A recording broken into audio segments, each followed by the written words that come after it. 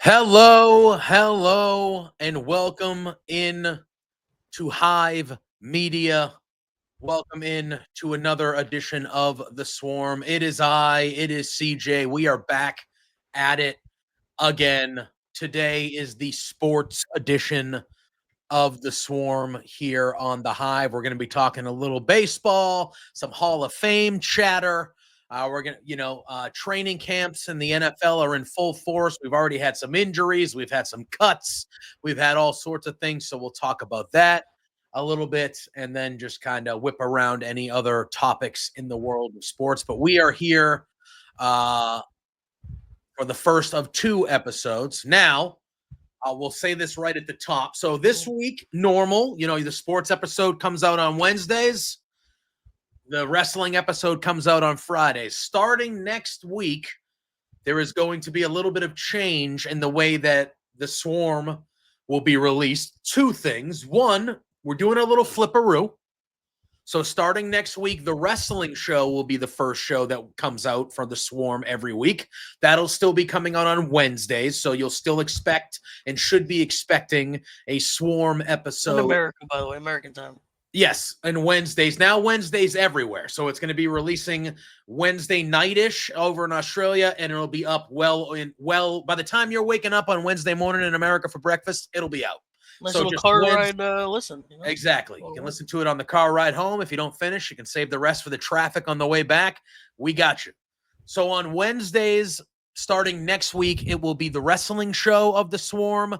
And then the only little difference is the second episode will be releasing on Saturdays from here on out, and that is because that will be the sports show, and obviously football will kind of be the sport we're talking about the most, so we wanted to kind of release it as close to the football weekend as we could. So starting next week, there will be an episode of The Swarm on Wednesdays like you are used to. It'll just be the wrestling episode first, and then the sports episode will be coming later on in the week on Saturdays here in the States.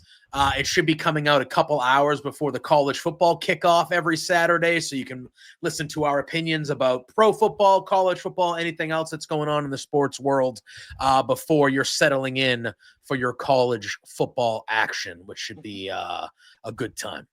So just wanted to get that out off the top before we actually dive into everything per usual. CJ, how the hell we doing, man? Well, if you notice, I have a different background today, JPJ. Yeah, I tell the people. My ankle. Yes. So I'm have to, sit straight, elevated, all that good stuff. While mowing the lawn, 116 degrees heat index here today. It's hot. It's hot here too. It's not that hot, but it's hot here. We're in the 90s today. Yeah. We're in the 90s up here today. It's warm. But, this might be my background for today, and probably the wrestling show next week or later in the week, and then hopefully we're back to my normal, beautiful chair. How do you sprain your ankle mowing the lawn? So my dog, who is now I'm getting surrounded by both of my dogs. One of them is a puppy. Well, about 8 months old now. I got it kind of when we started this kind of. Not when we started the Hive, but when me and JBJ kind of became friends. She spends about 14 hours a day, if I had to guess, outside, and just tears up the grass and builds random holes. So I have my AirPods in, listening to podcast section 10, by the way, as we always talk about sports. Terrific. So good. Mowing my grass, just kind of listening, not paying attention necessarily to where my surroundings are. I'm going to step in dog shit. I have 2 dogs. It's going to happen. I don't care about that. Just ankle right into a hole. Just fell forward. It was, it's not good. Damn. That's a bummer, dude. That's a bummer. Oh, yeah. That is painful. That sounds painful. I've sprained my ankle a bunch in my life, especially when I was playing sports. If you sprain it good, man, that shit is brutal. And as you know, as us big guys, everything hurts just naturally. Yeah. I mean, everything hurts on me just regularly now. Oh, yeah, I can't get up. It's bad. Like, every time I move, like, I've become one of those guys that they make fun of that, like, every time I move, I'm like, oh, God. Oh, it's a full-blown, orgasm sound when I just stand. It doesn't feel like one, let me tell you. But you know what? It helps the pain weirdly. If you let out a good moan or yell when you stand up, it takes away 80% of the pain. I agree. It's beautiful. I agree. All right. So we got a lot to talk about today in the world of pro sports. But before we do that, I want to talk to you about energy. This episode of The Swarm is powered by W Energy, the clean energy drink that actually hits. No sugar, no jitters, no crash, just smooth, focused energy to keep you locked in, whether you're gaming, you're grinding, or you're just trying to survive another Monday. I don't know about you, CJ. We're recording this on Monday. I survived today. That's what I was doing. I was surviving today. I was not thriving. I was surviving. W Energy. But if I had some W Energy to start the day, maybe I would have been thriving. But guess what, guys? You can get 10% off your order when you use the code THEHIVE, all one word, at checkout. That's The Hive for 10% off at w.gg. So if you just go, you'll see this running below us all day, the whole episode here. You go to w.gg, you type in that code, THEHIVE, and just like that, all one word, 10% off your order. Support your energy, support the show, and stay buzzing with W. All right, so go check out our friends. You use the code. We were hoping that you would have it already, but you should hopefully have it by the time we record the wrestling show. Live review, by the way. And we're going to have a live review of the fruit punch version from CJ. Hopefully on the wrestling show this week. That should be the case. So go say hi, W. Use that code word, The Hive, all one word, 10% off your future order. And I don't know about you, but discounts are always good. Discounts are always good. Never going to turn down 1%, 10%. Doesn't matter to me. No. All right. Where do we want to start today? Where do we want to start? We have a couple decent baseball clubs here. Listen, we took 2 out of 3. The Sox took 2 out of 3 from the Dodgers. We took the red from Detroit, kind of separated us in the AL. Yeah. The Tigers are stinking, though. They've hit a skid here. We won the school ball start, too, which is crazy. Yeah. The Tigers have hit a skid here these last 2 or 3 weeks. But yeah, your team is flying high. They're looking good. Separating yourself a little bit here, at least in the American League. Then you got my team. We're 7 games over 500. We came out of the All-Star break not playing the best, but again, we played 2 of the best teams in the league. You came out and you played the Cubs and the Phillies. Like, ideally, you want to go more than 2-4, but on the road, I mean, those 2 wins that we had we had to come from behind and win those games. So, they were good wins in that moment. But obviously, 3-3 at worst is probably what you're hoping for there. But 2-4 is not the worst. I mean, those are 2 legitimate World Series contending teams. And then the Dodgers come to town, and they haven't been playing the best the last month or so. But they're still the Dodgers. That lineup is ridiculous. Like, I'm watching these games, and I'm like, this is. I was legit baffled at the Crochet start. He's unbelievable. He's the best pitcher we've had since Pedro. Well, I mean, though, also how the first 2 of the first 3 batters sent them over the. Oh yeah. I was like, they're doing that shit to Crochet. Okay, but then he settled down, and then he was just like, "You're nuts. It's over." Even in that series, both their wins were come from behind, right? Yep. Or at least one of them. One of them. No, I think they basically both were. Some stuff. Marcelo Meyer got hurt. They're talking he might have to have wrist surgery, which I think would shut him down the rest of the year almost, which would suck. I have a whole nother argument. Yeah. I have a whole nother argument for how this team has how do I properly put this? How this team has kind of treated Marcelo Meyer in his call up and just how they've handled him. I think it's kind of dog shit. Not saying that it's their fault that he got injured. Injuries happen. It's part of the it's part of the game. But yeah, when you look at how they handled Roman Anthony and how they handled Marcelo Meyer, Marcelo Meyer was the number 4 pick in the draft, in 2021, he was rated higher than Anthony every season until last year, where Roman became the top guy in the whole sport. This guy, and I still think he's going to be, when you watch him play, you can see he's going to be a good player. He has that no moment's too big for him attitude. You can see Anthony's probably better, but Meyer has that he looks like he's been in the league for 7 years. Yeah. He just looks the part. He cares and shit. Like, he gets excited when he does well, and when he doesn't make a play, he smacks the ground. He gets a little bit of Pedroia. Right. He's got a little bit of Pedroia that way in him, and I'm like, all right, I like it. He is the shortstop of the future for the Red Sox, but Trevor Story hasn't been half bad this year. Easily the best year he's had, knock on wood, because we all know with him that could end. Yeah, he's been good lately. Sadan continuing to hit. Bregman's ridiculous. Bregman's unbelievable. Can I tell you? I don't think I've ever had a 180 of how I felt about a player more. And I know he's on my team now, but I fucking hated Alex Bregman. Yeah, he's one of those little Brad Marchand type of guys. He was the guy that I saw every time we played the Astros. I just saw him and I was like, this smug bastard. I want to punch him in his face. He's just a cocky prick. And I hated him. Mm-hmm. Yep. But now that he's been here, not just because he's producing, because obviously that matters, but I'm saying like the interviews, the way I see him coaching up Roman, and I'm just like, he was on the I IL. fucking love this guy. When he was on the IL, all the young guys kept saying he was always sitting there with the iPad, where more than the hitting coach was. It's unbelievable, and it's just like the way he handles the interviews. He's just a pro, and I'm just sitting here and I go, I don't think I've ever gone from hating a player so much to like adoring a player. Like I fucking love Bregman. Like they need to re-sign him desperately and make sure. I know it's an opt-out, but they need to just get him 3 years, give him what he wants. Definitely opting out. Like he was an MVP candidate before he got hurt, and now it feels like he's getting back to form. Took him a little bit to kind of get back in the swing of things, but now it feels like he's getting back to form, and it's like he comes up yesterday. We just take a 1-run lead, and first pitch, dude, clears it, and he's just like, and he hits it, kind of gives a little. He doesn't even like celebrate, but he kind of looks at the dugout, and you can tell like he's like, yeah, and he just tosses the bat, and I'm like, fuck, a little bastard. Like you son of a bitch. I love this guy.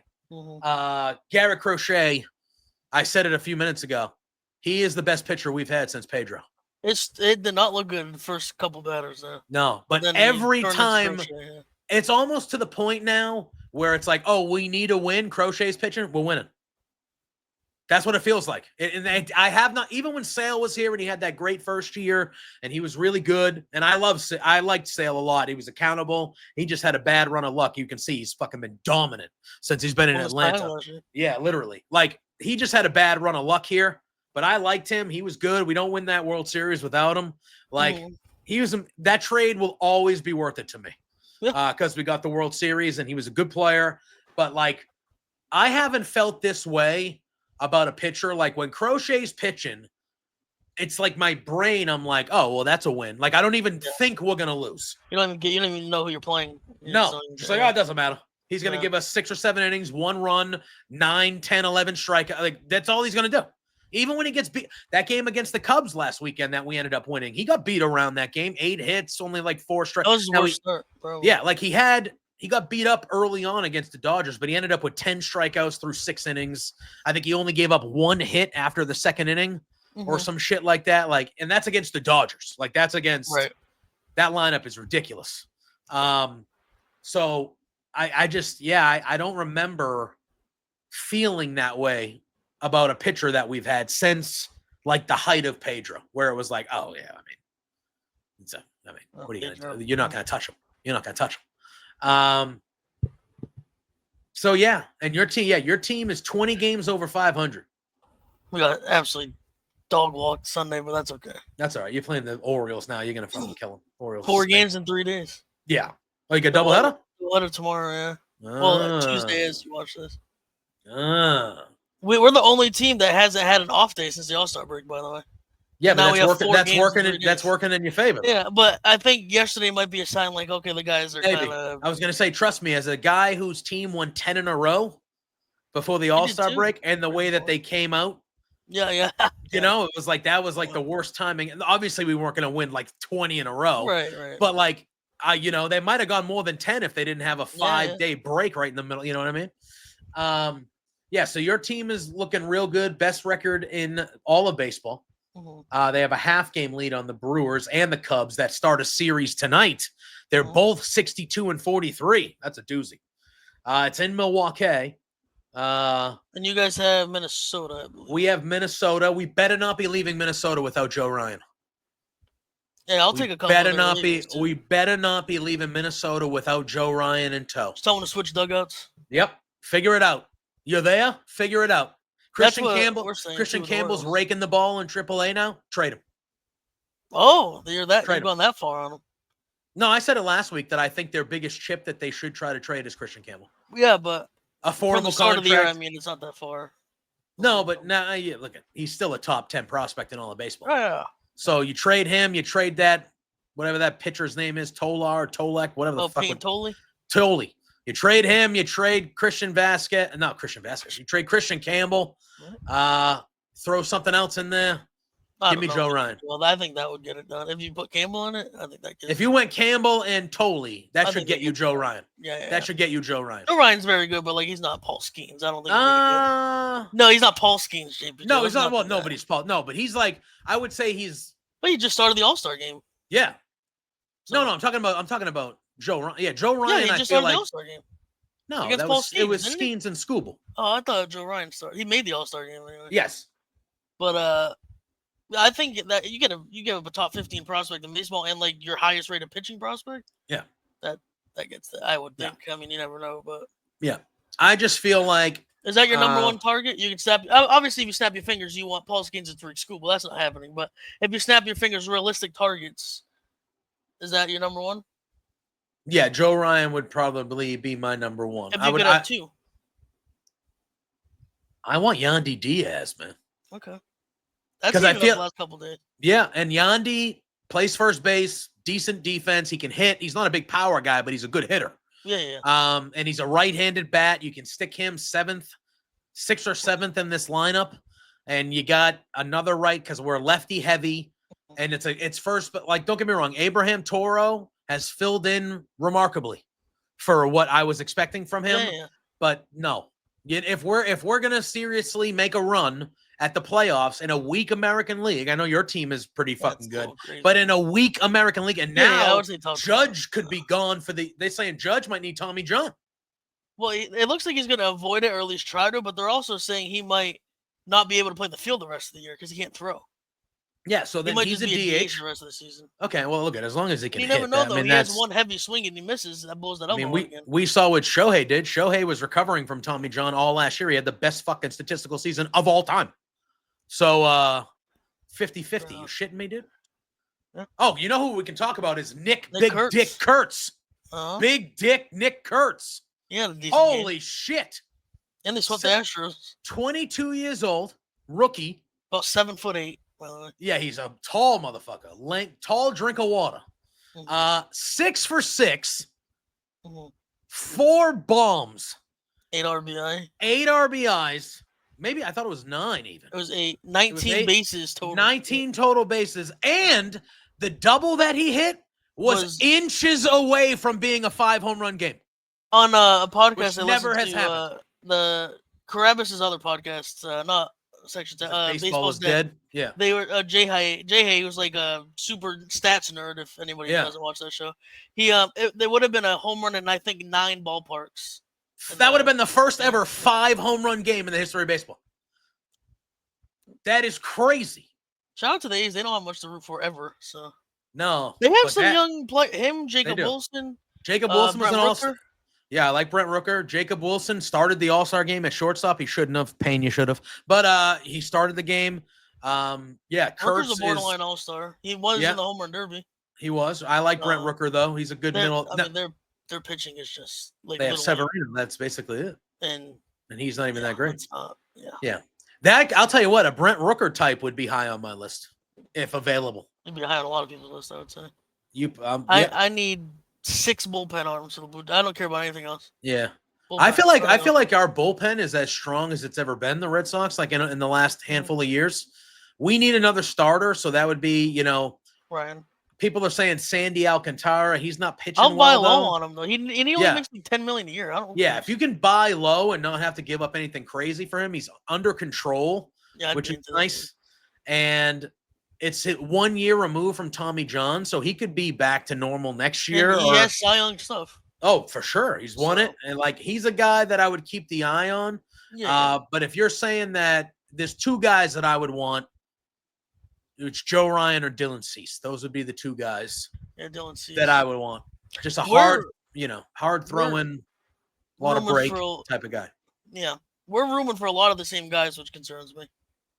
Why, you guys would make moves before us. My owners still suck. Don't let this But fool I you. mean, though, speaking of your owners, have you seen what's going on in Liverpool, England recently? No. They've spent now over $400 million in the transfer market this summer. And they just Well, they had 250 lying around all of a sudden. Well, they just sold a Colombian winger named Luis Diaz for $80 million, but they're now planning on reinvesting that to sign Alexander Isak from Newcastle. I know him. I know him. Who is their opening bid is going to be for 140 million pounds, which is about 160 US dollars. So they would be spending nearly $600 million in the last month and a half if they get that deal done for around that number. There you go. But they trade their best bat for garbage. Bag of balls. Yeah. Although Jordan Hicks has been okay. In the bullpen. He is a handsome man. He is a handsome man. He came in yesterday and had a 5-out save, and he was throwing fucking gas. I was going to say, people throw harder than him, like miles per hour wise, but he looks like he throws 112. Like just how he throws.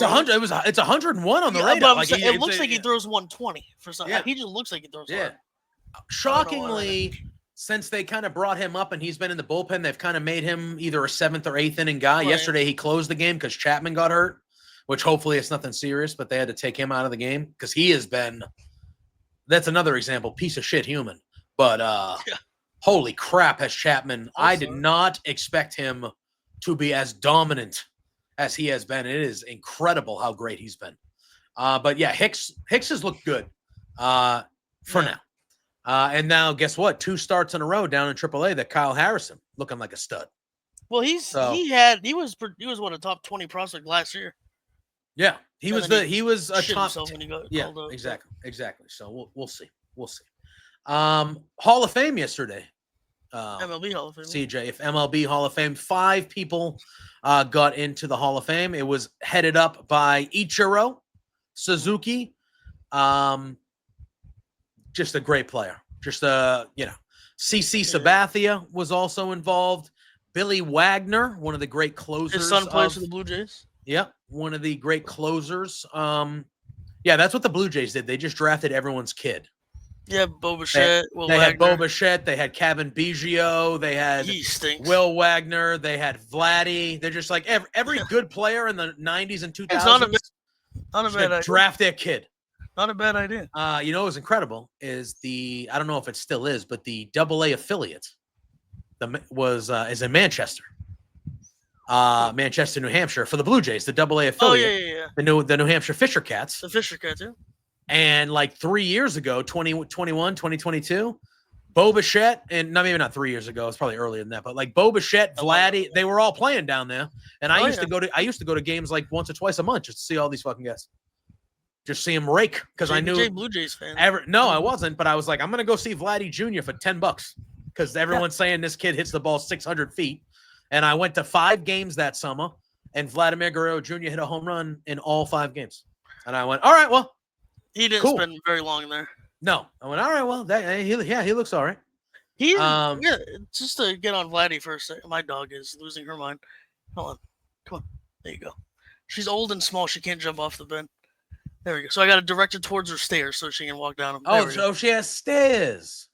$89, I believe it was. But anyway. Wow, that's adorable. Yeah. She moves better than I do, even though she's 14 years old. Well, wow, that's pretty good. 14-year-old That's an old and an fucking 8-month-old. Yep. That's an old dog, 14. Yeah, she's an old lady. Wow. It's actually my girlfriend's uncle's dog, and they haven't been back to him. I think I've told you this. They haven't been to America in 4 years because they're traveling the world right now because they were just both retired. Yeah, she did tell me about this. So we have their dog. But anyway, Vlad there's a lot of flack on Vlad because he's not hitting 50 home runs anymore. Yeah. But he's still like the 4th best hitter in baseball in like every metric you can think of. Yeah. It's just, I guess you don't pay him to do that, I guess. But I don't personally give a shit, to be honest with you. No, but there are going to be people that said, well, we paid him all that money because he hit 40 bombs and drove in 130. And then now if he just becomes, again, if he becomes a more just all-around better hitter, would you take 260, 45, and 120, or would you take 310, 30, and 110. You know what I mean? Like, well, it all depends on what you like. He was over 300 with 30 home runs last year. Yeah, so if he can give you sign that up very fucking yeah. Would you rather that, or would you rather 260 with 40? No, I'm good. Yeah. But when you're getting the contributions we are, 320 home runs is plenty good enough in the middle of that lineup. Yeah. I think we're a very, whatever year it was, Royals type of team when they won the World Series. Who was in the middle of the lineup? Eric Hosmer and Salvador Perez. Neither one's hitting 40 home runs, really. Yeah, there was Hunt. Was it Hunter Dozier was there? I think Eric Gordon. Aaron Gordon. Eric Gordon's the NBA player. Gordon's the NBA player. Aaron Gordon was the Royals No, it's player. Not Aaron. It's not Aaron. Yes. Alex. Yes, that's right. Definitely Alex Gordon, Salvador Perez, Whit Merrifield, I feel like, was on that team. Blue Jays legend. Hosmer. Trying to find the roster. I feel like they had another. Oh, they had the shortstop there. Alcides Escobar, was he on there? I think they're starting team, like their lineup was not in order. DH Kendrys Morales. Okay. Alex Rios outfield. Lorenzo Cain outfield. Alex Gordon outfield. Lorenzo Cain. Mike Moustakas is who we're missing. That's the third base. Alcides Escobar, Omar Infante, Eric Hosmer, and Salvador Perez. Yes. I knew there was another guy. They also had Ben Zobrist. They traded for Ben Zobrist. Yes, they had Ben Zobrist. Yes, they did. Yes, great player. That was towards the end of his career, but he was still a good hitter. Yep. Ben Zobrist. Holy shit. And then Edison Volquez, Joe Blanton was on that team. Wow. Greg Holland. So our roster is probably better than that, but what a weak ass year. They won a World Series with that team. You kidding me? And they went to one too. They went to like the ALCS and they went to another World Series and lost to the Giants. That was one of the every other year Giants when they won those three with Bumgarner. You know who the Royals beat in the ALCS that year? Was it the Blue Jays? It was the year we went back to back and lost to the the Indians, I guess, at that point in the Royals. But this team is better than those teams. The Blue Jays teams, not the Royals teams. I just feel like if you compare it to a Royals team, they played great defense. This team is one. They do the team Gold Glove now as well. MLB. We've won it the only 2 years they've done it. So we're gonna play great defense. You don't run into outs. Like that's how the Red Sox started so badly. They were doing those things. Oh, we still do. So, but my point is, you see what happens when you don't do those things, and you have the talent that we have. Yeah. We have a comparable-ish talent pool, I would say, of a team, but we started the season and have continued doing. We don't do that dumb shit. We're not running into outs. We're not making errors. Yeah. Which is, I think this is what my point. I think you guys could be around 60 wins or so if you didn't start with that shit. So. Yeah, my team is dumb as shit. Which is probably more frustrating because you know how much talent they have. If your team would just suck, if you were just the White Sox roster, you wouldn't give a shit if your team was running into outs. No, but like I see, I'm like, oh, we're actually a good team. Now, again, we're a young team, so I expect the young kids to make mistakes and do dumb shit. If it was just Anthony Amaya doing that, but it's not though. It's like the veterans, and I'm like, what the fuck are you doing? Yeah. Yep. Like, how is a high school team more fundamentally sound than a pro baseball team? How is that a thing? Well, what do you think I guess anybody's ceiling that's in the playoffs is the World Series, but what do you think you realistically do in the playoffs?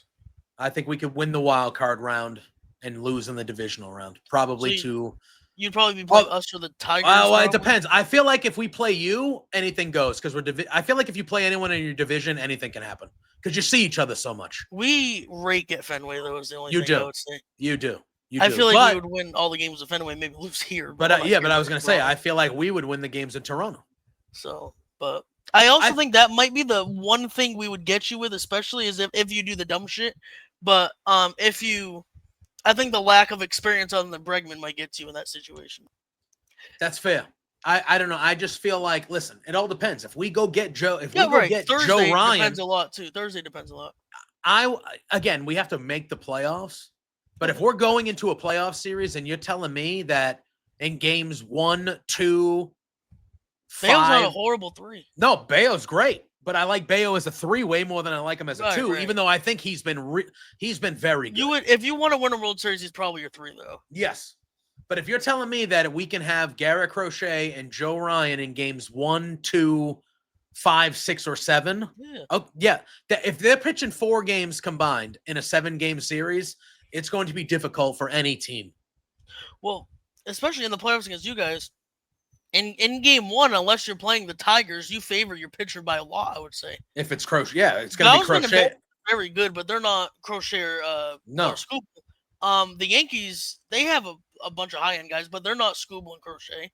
No. And I don't even think another team, I think it would be one of those 3 teams you'd be playing. Yeah. Mariners would scare me if they snuck in because they got good pitching. They got great pitching. They have. So I don't care. Well, they got Naylor. Nah, the Naylor. He's a good player. He can hit. Yeah, he's all right. I don't look at the lineup and go, oh. No, but you put him in front of or behind Julio, who should not have been an all-star, by the way. Yeah, and then Randy Arozarena's having a good year out there this year. No, they're not a bad lineup. And they have the MVP of the league in Cal. He's going to win. Now that Judge Judge is going to miss time at the very least.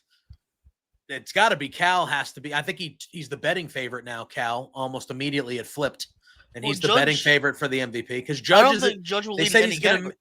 No, because not. Yeah, they said he's going to miss at the very least 2 weeks, but they expect it to be longer. And they're trying to. Yeah, but they're trying to avoid having because he might need Tommy John. Yep. And if he needs Tommy John, he's definitely out the rest of this year. He could do a Shohei and just DH all next year, like Bryce Harper did as well. They could just do that. And at the end of the day, like he's a pretty decent fielder, but you pay that guy to hit 60 home runs. And if he's a DH, who gives a fuck? You know, like as long as he can hit and it doesn't hinder him at all there, that's what you have Aaron Judge for, is that. So, well, some Yankees fans would hear this, JPJ, and say, go fuck yourself if you wanted him to have Tommy John. But you also mentioned Bryce Harper, who was telling people to go fuck themselves recently. You heard about this? I did. Okay. And I would pay, I'm trying to think, $500 maybe to see a video of that. Of that interaction. Now, just because you want to see it or because you don't believe it happened? Oh, if you said it was someone besides Bryce Harper, I wouldn't believe it. I believe it if you say it's Bryce Harper. Oh, yeah, Bryce Harper, 100%. All right, I have the article up. Here we go, baby. Here we go. All right. So for anybody who might not know, Major League Baseball and the Players Union, there is they need to lock in a new CBA by the end of next year. Mm-hmm. So they have the remainder of this season and all of next season. And then after that, they are going to have to come to an agreement on a new collective bargaining agreement to avoid any potential work stoppages. And what I have to say is it would only be baseball. That baseball is kind of having a resurgence now. It's getting a little popular. It's getting some good buzz. Baseball's doing this thing where it's like kind of coming back a little bit. And it would be such a baseball thing to do for them to have this little comeback and then have a fucking work stoppage. That would be the most Major League Baseball thing of all fucking time. Better not. What do you think Bryce Harper thinks about that? Well, I feel like we might know the answer to that. Apparently, this is juicy. Apparently, the commissioner of baseball, Rob Manfred, fucking loser. Yeah, I have no. I don't care about him either way. But anyway, apparently Manfred had a team. He showed up in Philly in the clubhouse because he was scheduled. Apparently, he's traveling across and going to going in clubhouses and talking to the players. I think he doesn't want a stoppage, so he's trying to get a gauge of where everybody's at. Yeah. Exactly. So Manfred walked into the clubhouse, and Bryce Harper got right in his face and said, "Get the fuck out of the clubhouse." Unbelievable. Because Manfred is going there, and one of the owners are going to be pushing for a salary cap. Yeah, right. That's obviously they're billionaires and they don't want to spend all their money because they want to be cheap and make as much money as they can because they're greedy fucks and they want a salary cap. So there's limitations so they know they don't have to be the Dodgers to compete. Now they're gonna say, oh, it's for a competitive balance and that it's fair. The Dodgers. No. You all have the money to be the Dodgers. Yep. You Even own the a Major League Athletics Baseball and team. Pirates have the money. Yes, you all have the money to be the Dodgers. Yep. You just don't want to be the Dodgers because you just want to make as much money as you can because you don't give a fuck about what happens to your baseball team. Mm-hmm. Anyway, annoys the shit out of me. You got guys like the guy who owns the Pirates, the A's, even the Red Sox are a different level, but you got these guys, the White Sox, they own baseball teams. They are fucking billionaires. They own a lot more than baseball teams too. Yes, most of them own multiple things. They can spend whatever they want to make their teams competitive. They choose not to because with all the rights and all the sharing, revenue sharing and all that, they make hand over fist no matter how bad their fucking team is. So they just go, yeah, fuck my fans. I don't give a shit. I'm making millions, if not billions of dollars a year. I don't give a shit if my team loses 100 games. Mm-hmm. It's a fucking criminal racket. Pissed me off. But anyway, Manfred is there, and Bryce Harper tells him to get the fuck out of the clubhouse. He said, if you're talking about the salary cap shit, get the fuck out of my clubhouse. That's what he said. And then apparently Manfred kind of stood up to him. And he said, no. He said, I'm here, and I'm going to be here, and I'm going to continue to pop in and have these conversations, so get used to it. We might get into a physical altercation. We might, not us, but there might be a physical altercation at some point. Hell yeah. And Bryce Harper would probably be my number one pick if I thought it was going to happen. Yep. And apparently Manfred swore back at him. He said, I'm not going to get the fuck out of here. Like he said it back. Okay. It says sources said he responded that he was not going to get the fuck out of here, saying it was important to talk about threats to MLB's business and ways to grow the game. And then it says, before the situation further intensified, veteran outfielder Nick Castellanos tried to diffuse the tension, saying, I have more questions. And then the meeting continued. And then eventually Harper and Manfred shook hands, though Harper declined to answer some phone calls from Manfred the next day. You know, when Manfred walked out of the clubhouse after they shook hands, Harper said fucking bitch or something. Oh, yeah, 100%. And Manfred was probably like, fucking asshole. Yeah, exactly. Castellanos told ESPN, quote, it was pretty intense, definitely passionate. Both of them, the commissioner giving it back to Bryce and Bryce giving it back to the commissioner. That's Harp. He's been doing this since he was 15 years old. It's just another day. I wasn't surprised, as he said laughingly. Not surprising at all to hear that. No. Bryce Harper, oddly enough, for as much as like I didn't like him his first couple years, he's a guy that to me is so likable because he just doesn't give a fuck. Yep, he's at that at all. Yeah, and he's only like 32. I thought he's not even that old. Yeah. He's not even that old, but he's at Philly for the rest of his career. He knows he is. And well, he's just like said though, he has been like the prodigal son since he was like 15 for Major League Baseball. Mm-hmm. So he's one of those like LeBron arcs. Yeah. So that happened. So that's fun. Mm-hmm. That's fun. Did you hear about Emmanuel Clase with Cleveland here? The gambling addiction. Second Guardians pitcher now. Yeah, that's on the same list. That's on the same list. He's going to be out at least a month through August 31st. And he was a very highly anticipated trade target for a lot of teams. Yes, he's one of the best closers in baseball, has been for the last few years. Throws the ball 110 miles an hour. He was considered maybe to be the biggest bullpen acquisition available potentially at the trade deadline, but now obviously he will not be because Major League Baseball and whoever it is, the FBI, whatever it is, they're doing a gambling probe, and he was on the list, and he's on leave until at least August 31st, at least. I mean, if he's found out to be guilty, I mean, he could be gone for forever. Is it forever first shot though? It depends what it is, really. Like, it depends how deep it goes. I mean, it should be, right? Pete Rose was sealed. Well, what about the Raptors player? You ever heard about that, Jonte Porter? Oh yeah. Oh, he's in prison. He stinks though. Wait, was that the brother? That was the brother of Michael Porter. Yeah, honestly, it might be the funniest thing you've ever heard. He was fake. So he would always bet his unders. Yeah, under rebound. But no, what the reason he got caught? Well, yeah, he stunk on purpose, obviously. But because he went off, right? He went off. No. He faked an eye injury. Oh, that's right. Come out the court. It was like under 5 rebounds. We'll say he got like his 4th rebound and then realized he was like, "Oh shit!"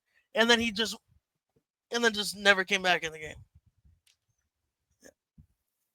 And they were wondering why are so many people betting on Jonte Porter's under? Like, who the fuck is Jonte Porter? Yeah. And then that obviously flat. You should know how famous you are, how famous you're not. No one's gonna bet $30,000 on your fucking under when you play 10 minutes a game. Here's my thing: you're a pro athlete. The bare minimum, you're making millions of dollars if you're him, right? Yeah, even if you suck, which he kind of did. You're 7 foot tall, you're gonna be in the league by default. Yeah, it's like a left-handed pitcher in the MLB. Why are you 9 ERA? If you want to do that shit, obviously you shouldn't because it's illegal. Right. But if you're gonna do that shit, bet $500, dude. Right, exactly. What the fuck are you coming out betting 10 grand? You know how many people are betting 10 grand on you? No one. Nobody knows who the fuck you are. You're betting on the Celtics to win or LeBron James is over points for 10,000. That's one thing. Yeah. You know, Jonte Porter's under rebounds. Out of nowhere. Well, we got a $15,000 bet. Who? Jonte Porter. What? How many people have that never happened? Under on his 8 points tonight. Who the fuck is doing that? How many people know Jonte Porter if this never happened? I didn't. Yeah, right, exactly. I didn't know who the fuck he was. I know his brother. Right, Michael. But no, just fucking brain. At least Pete Rose had the balls to bet on his team to win and him to get a hit and him to do good. You know? Yeah. He said, "I'm gonna fuck you up and I'm gonna bet money on me fucking you." You think he goes in the Hall of Fame next year? He's eligible to now. I don't think so. You think him and I think him and Joe Jackson go in next year, just right out the chute. These fucking you never know these fucking writers though. They're just brain dead, half of them. Oh yeah, we kind of lost. Okay, yeah, because I do want to talk about this. Fuck that piece of shit. I know. So okay, let me see if I can find the name. Five guys went in yesterday. Ichiro, CC Sabathia, Billy Wagner, Dave Parker, who unfortunately died a month and a half ago, which sucks that he couldn't make it to that day to get immortalized. And Dick Allen. So those 5 guys went in. Ichiro, who I think if anybody has watched baseball for the last 20 years, you watched Ichiro and you said, okay. And Ichiro did not get 100% of the vote. Nope. Somebody out there, one guy, went, nah, I'm good. Got the ballot, and he looked at Ichiro and he said, yeah, nope, not a Hall of Famer to me. Not doing it. And this just chaps my ass, CJ. Because let me tell you, problem with baseball. Do you know that Ken Griffey Jr. was not a unanimous decision to get into the Hall of Fame? Do you know that Cal Ripken Jr.? Everybody besides Mo Rivera. Yeah, was not. Babe Ruth. Hank Aaron. I've heard of him. Willie Mays. Mm-hmm. Ted Williams. Joe DiMaggio. Mm-hmm. The cream of the crop. Oh, yeah. The cream of the crop. And you got, as far as I'm concerned, if you didn't vote for Ichiro, your name should come out.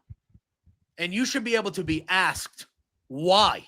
First of all, I'm more staunch about it with Griffey. Because to me, Griffey is the best, still to this day, the best player I've ever seen play baseball. I agree with that 100%. Ridiculous how good that guy was at every facet. And now he's a great photographer. If he didn't get hurt, he would have hit 800 home runs. He would have hit 800 home runs if he didn't get hurt. Mm-hmm. So he's the best player I've ever seen. And there were 2 dudes who went, nah. We're good. Yeah. We're good, man. We'll wait till next year. Those guys' names should have come out and they should have got revoked from their fucking voting privileges. You think we ever see 100%? Well, Mariano Rivera. Again, do you ever think, it has to be someone that's universally beloved. Maybe Trout. If Trout doesn't get 100%, I don't know what the fuck we're doing. But the reason I think is because regardless of how I'm biased, every one of those guys are still a fan of a team. So it's a hate thing. It has to be who is the most not a single Red Sox. We're Red Sox and Blue Jays fans. Neither one of us dislike Mariano Rivera, I would say. I feel like there was a certain level of respect and admiration for that guy. You see him come out, you're playing against him. You know he's gonna shove the ball up my ass, but I just have to deal with it. Yeah. I just got to deal with it. I think he might be the only player. People hated Jeter because they thought he was a pompous ass and the shit he did off his roster off the field. By the way, my God. Oh, legendary. Lord Jesus. Can have an all-star team start 9 just with that. That's unbelievable. Unbelievable. People hate him for that reason because he was a little bit of a pompous ass and he thought he's better than everybody else. let's be honest. I grew to respect Jeter. If he was a Pittsburgh Pirate, nobody gives a fuck about Derek Jeter. Correct. That's also correct. I'm gonna say it. I'm just saying the people that were just 1 or 2 votes behind. That's why I'm bringing him up. Yeah. Griffey, I don't. I wasn't old enough in prime Griffey to really know why people would dislike him. It's because he was like too cool. Maybe he would wear the backwards hat. He had his own cleats. Yeah, it's probably another reason. But no, here's I know. I think one of the guys who didn't vote for him was a Yankee sports writer, and there's a famous interview that you can Google it. Apparently, Ken Griffey Jr. grew up hating the New York Yankees because of how they treated his father when his father was there. Mm-hmm. And when he was younger, I think he had he was coming up on a free agent year with Seattle early on or something like that. And he was in New York for a series against the Yankees. And I think he's signing autographs or he's doing something with some kids. And somebody says, "Hey, come to the Yankees." And he openly says, he goes, "Nah." He goes, "If the Yankees were the only team that I could go to, I'd retire." I'd give him 5 votes for that. He was my favorite player when I was a kid, no matter what. Then I saw that and I was like, oh, hell yeah. But again, it's just Trout is probably the closest thing to universally loved. That's what I'm saying. He'd probably be 100. I feel like there's some Ohtani haters. Clayton Kershaw should be a no fucking brainer. But it's an LA thing. People hate LA. He's the best pitcher of this generation. But it's an LA thing. I don't think he'll get 100%. And he sucked in the postseason for a while. That is true. But someone will bring that up. It's all these old assholes. Someone's going to say that. I think the only squeaky clean person as of now, anyway, is Trout. And it also helps that his team always sucks, so no one can hate him. He never beat someone's team like a big home run in the World Series or anything. Yeah. What a terrible run of luck he's had the last 3 or 4 years too. Like that. That's a Griffey guy. Like he that's the same thing. Like Mike Trout to me. Now Griffey, like Mike Trout to me, when he was in his prime, his first 5-7 years there, the most complete baseball player I've ever seen. Trout is like this kid's generation's Griffey. Yeah. People kids will love him because he would hit 40 bombs, he'd bat 330, he'd steal 30 bases, he was a Gold Glove defender, and he had a cannon of an arm. Like literally the most complete player I've ever fucking seen. He's from Philly though, so Jersey, isn't it technically? Is it Philly? Jersey. I think he's from Jersey. He's a Philly fan. So he's a fraud anyway. Even worse. A fraud anyway. I mean, you can't blame him. Who the fuck wants to root for anything from Jersey? I mean, Philly's not that much of a step up, but it's at least a step up. At least they win every once in a while. Yeah, at least Philly is competitive there. They at least It's fair. But I would say we have an appearance on that. Listen. Oh shit. This is our first run-in. That's Tatum. That's the young one. That's why my ankle. This is the 8-monther. This is the 8-monther. Come here. Oh. Is it what kind of dog? What? What kind of dog? I don't know. It's a good question. Fair. Wow. Staunch. It's a cute one. Yeah. Hell yeah. Girl? Mm-hmm. Named after NBA champion Jason Tatum. Oh, well, yes. R.I.P. So, I don't even want to think about the Celtics because we're not there yet. Hey, I'm sure we'll get there when we get there. We're about to have a big signing, JPJ. Oh, yeah? Yeah. Who? Ben Simmons, baby. He's coming. LSU legend. Yeah. Ben Simmons is coming. They're doing the thing every year where they show him hitting threes in an empty gym with no one guarding him. Like all of a sudden he can shoot. Do you know how many pro players can hit wide open, uncontested shots? Like 90% of them. Well, it's like the whole Hoodie Melo thing. Hoodie Melo is the best player in NBA history. When he's wearing a hoodie in the offseason? Every year, they show the same video of Ben Simmons hitting shots in an empty gym with nobody. And it says, oh, he's there. Here it comes. He's cooked. It's going to redemption. No. He was so good, though. He was so good. But he wasn't a good shooter even in college. No, I don't care about that. His game. He was such a good player. Oh, my God. The most annoying thing every single year. I'll always have a little bit of a soft spot because he went to LSU. That's fair. Why did he go to LSU? But he led the team in points, rebounds, assists, steals, You and didn't blocks. make the tournament that year he was there. No, he did not. The fuck? He's a great player. He was, and he didn't go to any.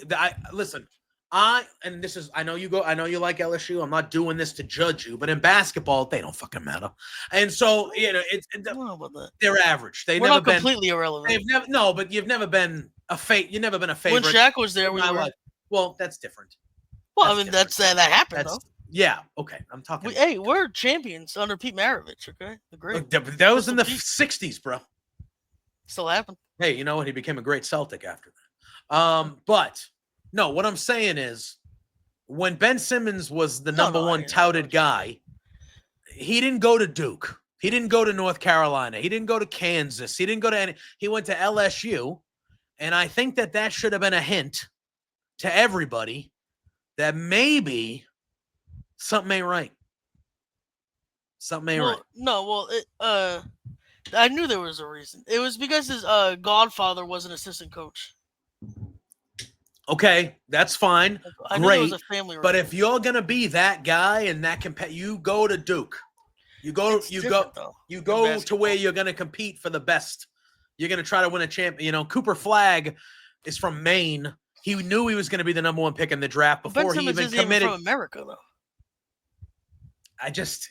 When you choose LSU when everybody's courting you, that should tell you something. I think it's a little different only because he's not from America. So if he has family at that school, he'll feel more comfortable there. He's not even from the country. Cooper Flagg at least is from America.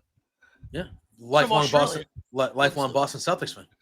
And Ben Simmons about to be a lifelong Celtic legend after this season. Hey, you took the talent is there. All right, we all know. Is it though? Because we're about 7 years into the bench. He's a mental midget.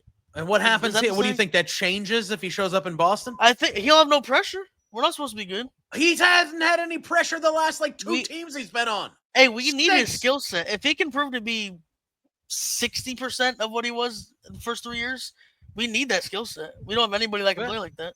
It's fair. At the very least, he's going to be an elite defender. At the very least, that's fair.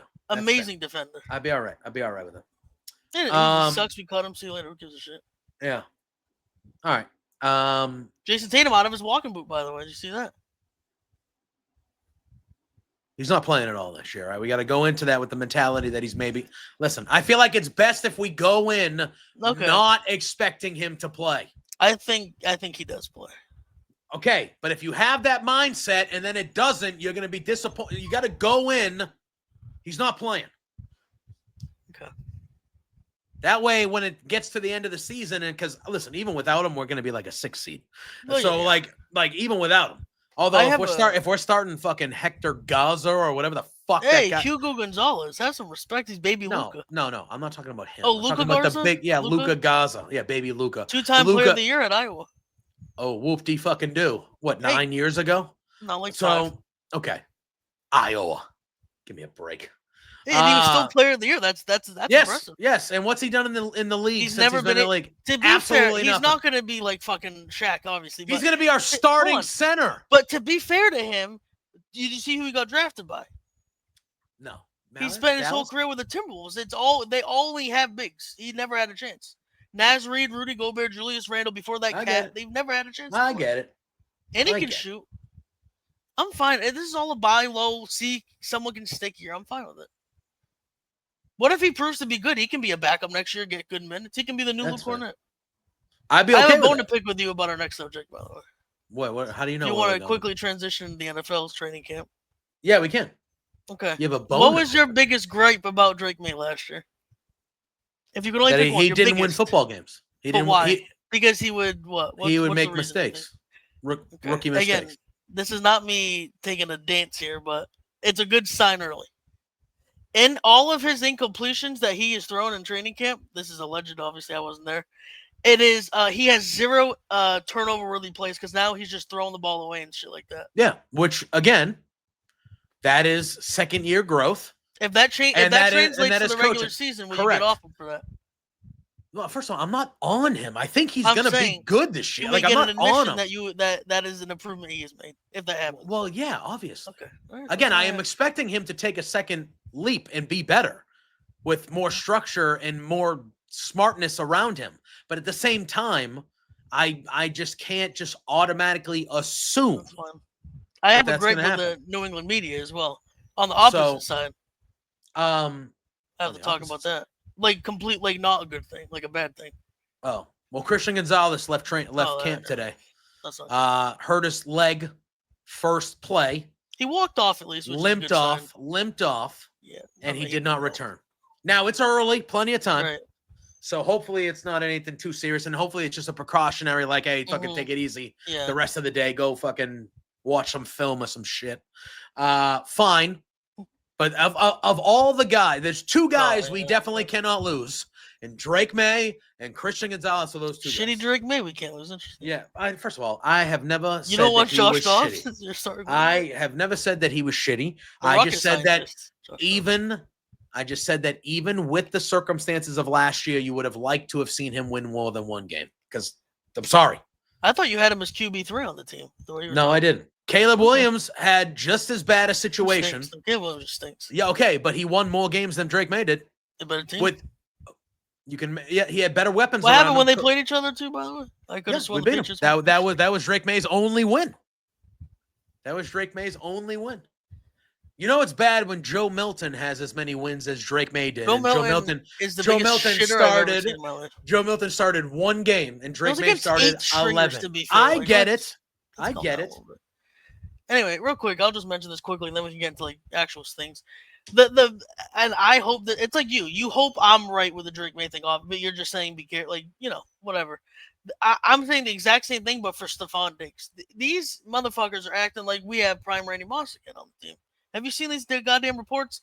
And it's like usual negative guys like Bedard and Volan too. I feel good about Diggs though. I feel good about, but they're acting like he's gonna come in and get 2,000-yard season. They need to just relax a little bit, just a little bit. He's 32 coming off an ACL. We gotta take that into consideration. Apparently, he's had the dropsies this week. Yeah. Well, it's Monday, but you know what I mean. Like, he had some dropsies the other, something like that. Again, listen. Until they start doing the shared practices of the I don't. Those are awesome. It's training camp, guys. Like. They're not even in real pads yet. I don't even think. Maybe tomorrow's the first day with pads. I don't care that Drake May went 7 for 8. I don't care about that. I'm talking about the throwaways are good. Yeah. Like the people that go. Here's the thing, and I love football. I'm glad football's back. I love watching the highlights. I get it, Chubb. I get it. All right, I'm one of those. All right, I get it.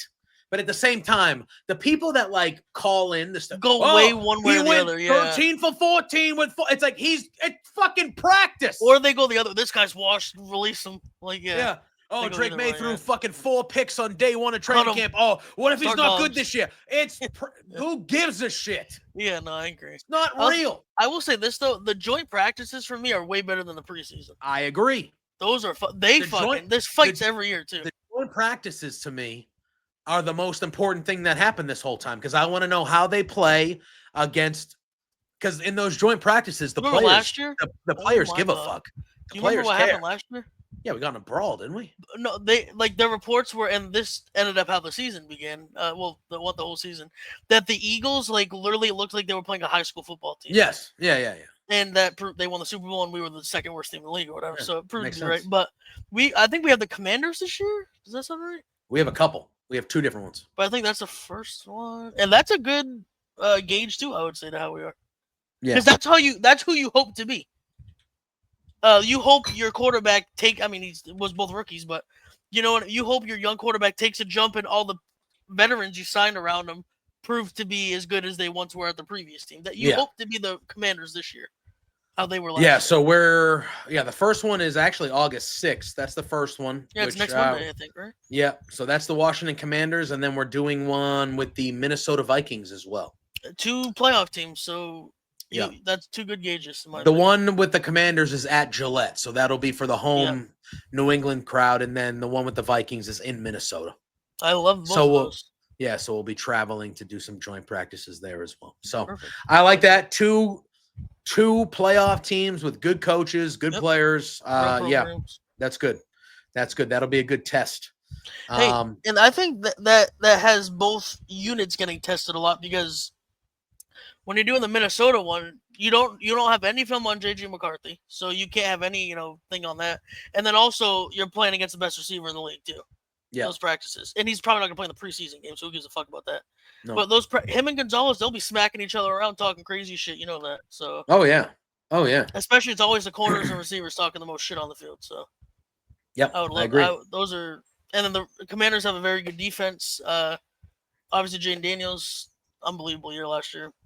Oh, ridiculous. So, ridiculous. My boy. Yeah, I love him. I think we're more than fine with Drake May, and I like Drake May. Wow. But, breaking news here on the podcast. But let me tell you, I really am thrilled that Bill Belichick decided that he really needed to win that game in Denver in December the year before with that 55-yard field goal by our field goal kicker who missed like 14 kicks that year. Mm-hmm. So really thrilled that he had to do that, and we couldn't get the number 2 pick when Jaden Daniels, to me, was clearly the best guy. Clearly. I don't know how you watch that college football season and take Caleb Williams one. We can get into the Jaden. I mean, obviously Jaden won before Drake, so it's not a conversation. But it's because you could at least get. I'm an LSU fan, so Jaden Daniels is my guy, but I wanted him as well. But you can at least talk yourself into Drake May has the physical tools. Oh, Jaden Daniels is really skinny and runs too much. He could get hurt. You know what I'm trying to say? You can make that discussion, at least a discussion in your head. I agree with you. I would rather have Jaden, but you can at least see the discussion. What the fuck did Caleb Williams have over either guy? He looked like Patrick Mahomes sometimes with this stuff. But he's 4'11" and weighs 190 pounds. Yeah, but I think people saw people saw the agility and saw the plays that he was able to make, and it reminded you of Patrick Mahomes. And you're in a league where Patrick Mahomes almost just won 3 Super Bowls in a row. And the team saw, oh, shit, okay. Now, I do think that Caleb is going to have a better year with Ben Johnson. I think he's going to be good this year with Ben Johnson. Yeah, I don't think he can be worse than last year. Yeah, but I think he's actually going to be like, I think if there's ever going to be a guy that turns him around, or actually doesn't turn him around, because he was a lot of the time. Look at the 2 worst offensive lines in the league last year were us and the Bears. Yep. Okay. Oh, my God. That Bears game, we looked like the 85 Bears on defense. That was insane. So I'm going to give Caleb the benefit of the doubt because he was running for his life. Like, you're going to give 90% Caleb of what I'm giving Drake. Yes. And just like I'm going to give him the benefit of the doubt. Now, again, he has a better coaching scenario, real operation. They redid his whole, like way better than us. I was going to say, one thing the Patriots really didn't do like the Bears did. The Bears went from the worst offensive line in football. 7 or 5. They made trades. They sacrificed assets, and they're like a top 10 offensive line. They got right out the chute now. Well, we're like league average, probably. Yeah, which is 10 times better than last year, by the way. We are improved for sure, but we are still not. What they did is they gave their second year now quarterback 0 fucking excuses to be bad. Correct. You have a top 10 offensive line. You probably have a top 7 weaponry, 7 to 10 weaponry. You have who everybody perceives as the best play caller in the league now as your head coach. You have 0 fucking issues. 0. Yeah. So if he sucks, are you putting that on him or Ben Johnson as the head coach? If they go 4-13 again or whatever the hell they want. I mean, I have to see. Is he playing terrible? But if he plays terrible, do you think it's because of Ben Johnson's just not that guy as a head coach, or do you think it's just because I don't think you could say that in 1 year. Yeah, I thought he was clearly QB3 coming into the league before you knew who he was getting drafted by.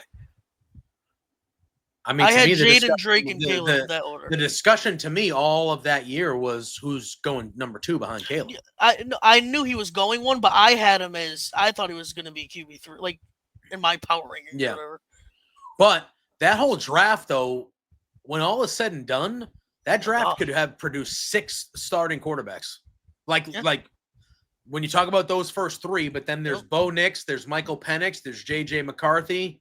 I feel like there's another one that I'm not mentioning. But, JJ's taken over Minnesota this year. Bo Nix was great last year. They're expected to be even better this year. Penix played towards the end of last season, but he's starting the year, it looks like, as the starter in Atlanta. And then you have the 3, obviously, that were taken 1, 2, and 3. You have Spencer Rattler, who did start last year. Jordan Travis, who just retired. Joe Milton. Retired? Yeah, do you remember that was that Florida State team that won undefeated, and then he got hurt the last game of the season, so they didn't put him in the playoffs? And then last year he spent it all in the IR with the Jets after getting drafted. He just retired a couple months ago. Joe Milton was in that draft. Yeah. Obviously. Devin Leary, who is currently on the Ravens practice squad. Michael Pratt, who's on the Packers practice squad. So, yeah, it looks like those are going to be the only guys. Yeah. Unless Dak gets hurt again, Joe will start if he gets hurt again. Oh, yeah. Milton, I think, could be good. But... And Rattler could start. Would it surprise you if Shuck sucks with the Saints and he just starts again? It's possible.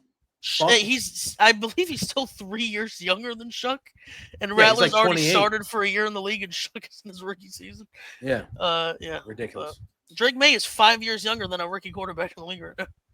He's only like 22. He's young. He's 22. They say he's either 5 or 6 years younger than Tyler Shuck, is what I'm saying. And he's been for a year already. Yeah. That's fucking insane. What else is going on in football? Deion Sanders, cancer-free. I saw that. They did his routine like scan at the end of last season, and they saw some stuff, and he had was it bladder cancer. And he had a tumor removed, and announced him and his doctors did a little press conference today. Yeah, announced that he's cancer free and ready to go for the season. So that's good. Yeah, good for him. Obviously, that's good news. Mm-hmm. Cancer is a terrible even disease. If you don't like obviously cancer aside, obviously, but not even because of that. But you should love him in college football, even if you don't like him as a coach. No, who the fuck else is making that shitty ass program relevant? Like it's gonna be the hate. You watch Colorado just because you want them to lose, if anything, as well. I love. I hope they win. Did you see what Deion was wearing at that press conference today? No, what was he wearing? The full overalls with the cowboy. Oh yeah. I saw Unbelievable! That. What an outfit! What an outfit! Unbelievable. What an outfit. But yeah, that happened. So obviously, really good news with Deion when it comes to stuff like that. The Raiders. They signed Christian Wilkins to a 4-year, $110 million contract before the start of last season. Mm-hmm. He had a foot injury that ended his season last year. And there were rumblings as of the last couple weeks to a month that the Raiders, and I have a feeling that this is Tom. This is Tom has something to do with this. But the Raiders were not thrilled by the actions that Wilkins was taking in his recovery. There's videos of him literally twerking while working out, legitimately twerking. Yes. So there were sources saying the Raiders were not thrilled about the way he was handling his recovery with the foot injury. I should add that of that $110 million contract, $84.75 million of it was guaranteed. Mm-hmm. And then the Raiders also voided the last $34.5 million of the contract under a thing called a vested I'm sorry. They voided the remaining $35.2 million of guaranteed money left on his contract on June 4th. He was released with the designation of terminated vested veteran. Mm-hmm. Wilkins then asked the Players Association. Fire cause, by the way. Yeah. Wilkins then asked the Players Association to file a grievance on his behalf, and they did so. However, there was another report that came out about this fella. Today, that said that he kissed a fellow player on the head, mm-hmm. and that teammate took offense to it and called HR on him. Now, they're saying that this was not the reason he was released, but it just added on to... Yeah. But the incident happened inside a team meeting room, and it said that one source told ESPN that the interaction was playful, but the teammate did not see it that way. And then it goes out of their way to say it's not known what the fellow player did following the incident, which makes me think that maybe he got a little physical. Yeah. And they're just keeping it in house. Because he probably still plays for the team. Yeah, but a complaint was filed to the Raiders Human Resources Department, which investigated the incident. The Raiders, though, through a team spokesperson, they declined to comment. So he just played 5 games last year before undergoing the season-ending surgery for the Jones fracture on his foot. He's very good. He has ties to New England. He has ties to Mike Vrabel. He recruited him at Ohio State. He's from the New England area. Grew up a Patriots fan. He's going to be cheap. And Mike Vrabel openly talked about it, which is crazy around here, considering Bill Belichick he wouldn't talk about people on the team, never mind people off the team. Correct. So, I mean, and we were talking a little before we went. Obviously, I'm not going to bank on anything like that. However, we do still have a lot of cap room. If we were to bring him in, and all of a sudden you're telling me that we have Christian Barmore, we have the guy that we signed, Milton Williams from Philly that we signed.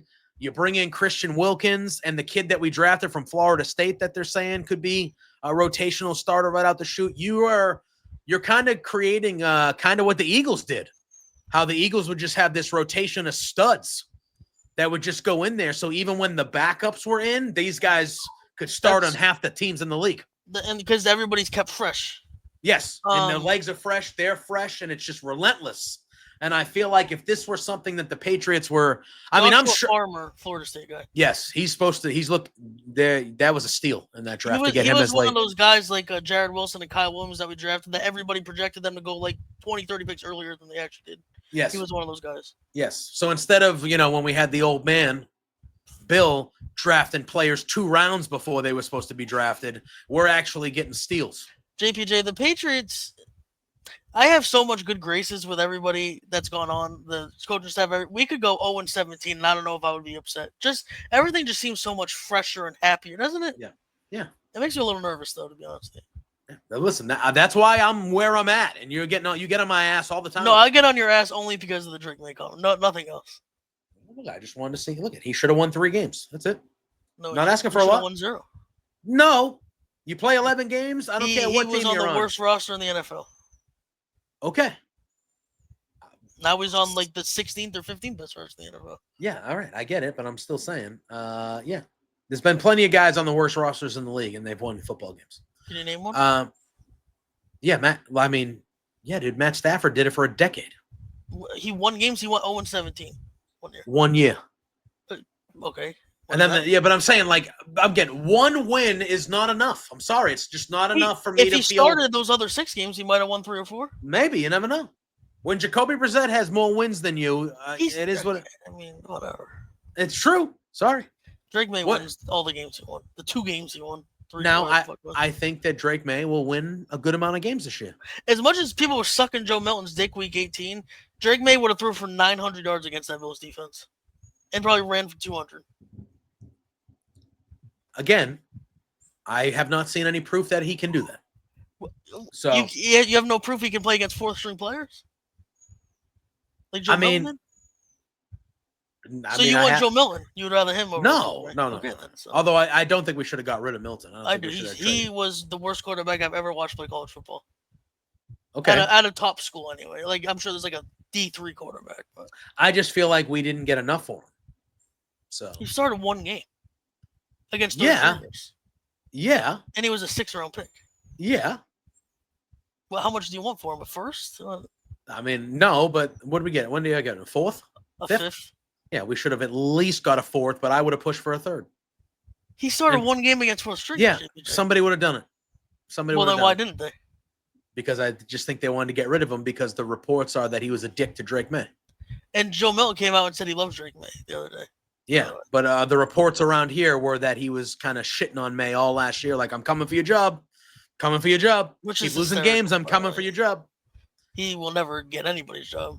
No, but apparently he was that type of guy where it was like, if they let me play, I'm going to take your job. You're lucky they're not playing me because I take your job.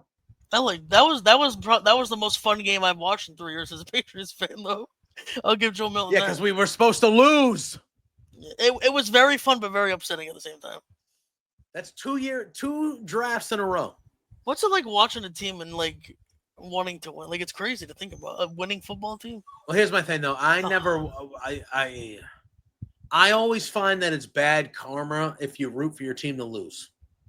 That's why I was kind of having fun watching it because he was doing so amazing. Yeah, so I never rooted for the Patriots to lose any of those games last year. I just knew they were gonna. And then it was like one of those things where it's like, oh, we're not going to beat the Bills. Even though I knew they were going to be benching guys, but I was like, their second strings are better than our start. Like, we're still going to win. Mm-hmm. But then you could see the way the Bills were playing and calling the game, and it was like, all right, well, obviously, if we do anything, we'll win in this game because the Bills are literally Like, you could watch that video, you could watch that game, and you could be like, "Oh, the Bills tanked on purpose in that," and it's like 1,000%. And Joe Milton knew he was auditioning for 31 other teams that game. Yeah, too. yeah. So he was balling the fuck out. Yeah. But, I think that's about it. Mm-hmm. Nothing else really going on here, right? We really get into it next week. Yeah, preseason starts this week. Yeah, this Thursday night is the Hall of Fame game. And that is the first preseason. And then starting next week, everybody will start playing with their games and all that fun stuff, which should be good. We'll have some footage and some stuff to look at, see how Drake May looks in these practices, the joint practices, and in game film and stuff like that. It should be a lot of fun. Football is basically here. College football starts in a little under a month as well. It is here, guys. It is here. And we are excited. Like we said at the top, next week, little bit of a schedule change, and moving forward, the wrestling show will be the first show of the week. And that'll still be coming to you on Wednesdays like you are used to. And then the sports show, the second show of the week, will be pushed back a day. So you'll be getting it on Saturdays instead of Fridays. And that will be the sports show. Obviously, we'll be talking about all sports, but football will be, football is king. It's how we will treat it here. That's what we're going to do. Note that we will be recording our sports episode the day of our first joint practice, so we'll be the practice will be just wrapping up as we're recording. Hell yeah! So and I will be excited. So we're gonna be chatting very about disappointed it. The other. Yeah, the Major League Baseball trade deadline is on Thursday. We should both be active more than likely. Both our teams, I feel like, need to do something and should do something. So I know we're waiting until the end of next week, but we'll obviously dive into any big moves that were made at the trade deadline and all that stuff next week, as well as we start to dive into some preseason football. And then over the next couple weeks, CJ and I will dedicate the sports show to kind of our picks for the division, our Super Bowl picks, our MVP picks, and all that fun stuff. We'll kind of have a prediction episode for how we think the football season will go. But yeah. But obviously, as you guys know, here at the Hive, we got a ton of good stuff. It's not just the two great shows you get from me and CJ every week with the Swarm. We got a bunch of people doing a bunch of really, really cool stuff here at the Hive. So CJ, why don't you help me and let the people know what they can see on a daily basis here at Hive Media and just all the cool shit we're doing. Well, JPJ, we are just 1 or 2 days removed from my favorite streams. What were you doing with Josh this weekend, real quick? Well, my favorite things on the Hive, by the way. We had the Sim. We had the SummerSlam Sim on 2K25. Those are always a hoot. And we did both nights all in one night. Went over 3 hours. It was one of our longest Sims. But it was a good time. It was a good time. Some of these, the way some of these matches ended, man, holy crap. But it was a good time. Those are always a blast. They're always fun. It's always just chaotic shit all the time. And that was a good time. And we have something coming up this weekend too, CJ. Yeah, SummerSlam's coming up. The real SummerSlam, not just although we did spoil it. Yeah, the Sims are spoilers. So whatever, if you do tune in, I have to warn you, whatever happens in the Sim usually happens at the shows. Exactly. So, if you want, I would suggest go back, watch the Sim before Saturday in America, and then you jump on with the Hive and watch the proper show with us. With JPJ, Josh, and Peggy night 1, JPJ, Josh, and Stu night 2. Stu 2, there you go. Just to confirm that they are the exact same as the Sims. So we can prove to you that it is a complete spoiler. 100%. And then we also have, what else do we have? Every single day we have the Buzz. Jamie, great story this week. Have you seen that? Yeah, I saw the clip. Professional wrestler, I believe his name is. Great story. Go check that out. We have a clip every day. The full episode will be dropping on Friday afternoon, as always. Peggy, Bryn, DC. By the way, DC, man after my heart. Yeah, good stuff. Blue Jays number 1 power rankings. That's beautiful. Yeah. On the Substack, Josh. And Josh. Again, apparently a regular writer now at this point. Yeah. Josh also streams every day. Ryan's doing sports stuff on Twitch. On YouTube. Stu's doing the FIFA career mode or FC career mode. The Hive. I feel like the Hive have another team though, JPJ, another sports team, not just soccer. What else are we diving into? College football. I will be starting a video series, most likely going on this YouTube. The Hive University. I have everything set. The school is built. The roster is set. I will be recording the first episode at some point this week, hopefully to be released either over the weekend or early next week. I got to talk to Josh about what that release schedule will look like, but we should have the first episode recorded sometime this week. So that is coming. The Hive University going to take over the college football world. And while you're watching all that, you might get a little overwhelmed. So you need some W energy to keep yourself up, JPJ. The Hive, yes, 10% off. I will do a live review the second it comes, whether it's this week, next week, whenever, of the fruit punch flavor. I'll let everybody know. Yeah. But yeah.